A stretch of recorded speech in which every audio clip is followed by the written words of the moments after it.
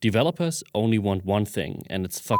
The other day, I wanted to use an AWS API service, and for some unrelated reason, I couldn't use the official SDK. And because Amazon is low-key gatekeeping you from using their raw APIs, I went to some dark places and mined in some deep caves to show you how you can call AWS endpoints with HTTP requests. Before we start, you need some AWS credentials with corresponding rights. If you don't know what I'm talking about, there's a video below that shows you how you can do that. Then we need the endpoint and action we want to use. In my case, the text tracked API and the detect document text action. This might not be the service you want to use, but after you have seen this video, you can take the code and change your respective parts. After some generic imports, we need three things to construct our HTTP request: an URL endpoint, a header, and a body. The URL is pretty simple, so is the body. For the letter, we just read our document, encode it, and put it in the structure provided in the AWS documentation. For the header, we have to define our content type, target, host, date, and authorization, the last one being the actual tricky part.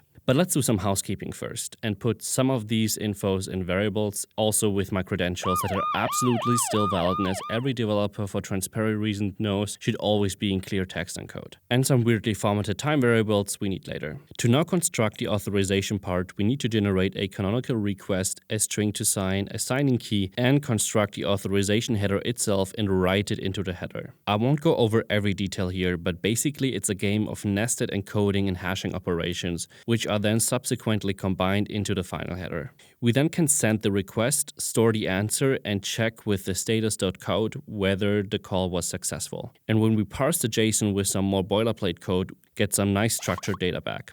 I hope this was helpful. Link to the code and documentation down below. Cheers, mate. Bye.